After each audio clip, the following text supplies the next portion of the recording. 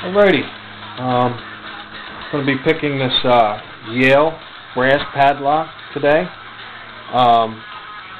Pretty neat padlock. This was given to me by a friend. Hopefully you get to see this video. You know who you are. Pretty neat little padlock. Uses the regular Yale blank. Double locking. It does appear that this lock would probably be susceptible to a shim attack. I know a couple of you guys out there are probably thinking, you know, big deal, brass padlock. What's the big deal about that? Well, I don't know if I can angle this so you can see it, but take a look at that keyway. I mean, it's like crazy restricted. I mean, even with the slender picks, I have a really hard time getting the picks in and out of there just to set the pins on this lock. So it actually is a pretty difficult lock to pick. But a pretty neat padlock. So I'm going to go ahead and get to it. I'm going to be using a tension wrench.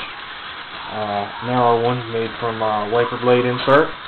And Peterson slender snake.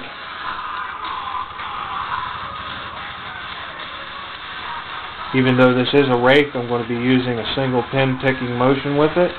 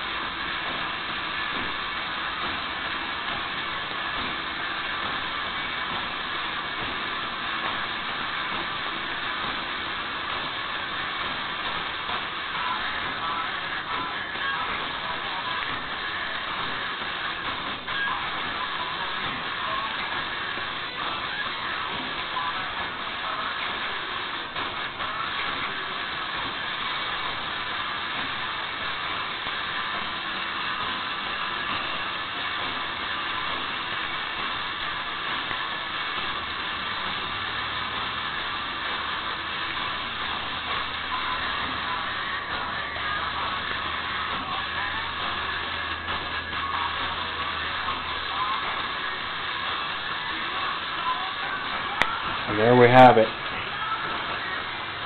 It's the Yale Brass padlock, single pin pick with a wiper blade insert tension wrench and the Peterson slender. It's actually a pretty difficult lock to pick just due to that crazy restricted keyway. Even the slender picks can't move completely across the keyway. They actually get stuck and you actually have to work them in and through the keyway, which is why I chose a snake rake to work in and out through the keyway. But in any case, there it is, Yale Brass padlock, 5-pin lock, Yale blank, single pin pick. Rate it and let me know what you think.